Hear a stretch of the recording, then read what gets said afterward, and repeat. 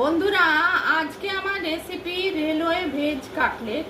প্রথমে আলু সেদ্ধ করে নিলাম প্রেসার কুকারে জল দিয়ে।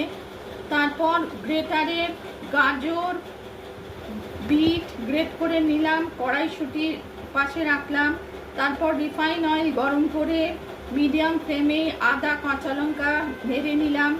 আর গাজর বিট কড়াইশুঁটি দিলাম, আলু দিলাম, আর বিভিন্ন মশলা নুন হলুদ কাশ্মীরি মির্চ জিরে গুঁড়ো ধনে গুঁড়ো গরম মশলা সব একসঙ্গে দিয়ে আলুর সঙ্গে মিশিয়ে একটা মণ্ড তৈরি করলাম।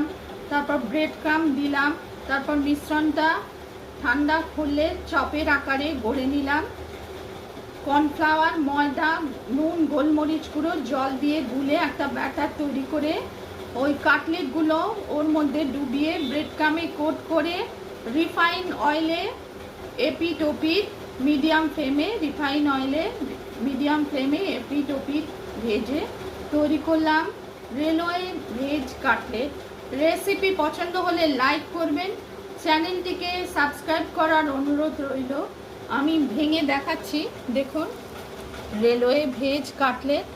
একটু বাদাম ধনে পাতাও এর সঙ্গে অ্যাড করেছিলাম। রেসিপি পছন্দ হলে লাইক করবেন, চ্যানেলটিকে সাবস্ক্রাইব করার অনুরোধ রইল। Railway veg cutlet.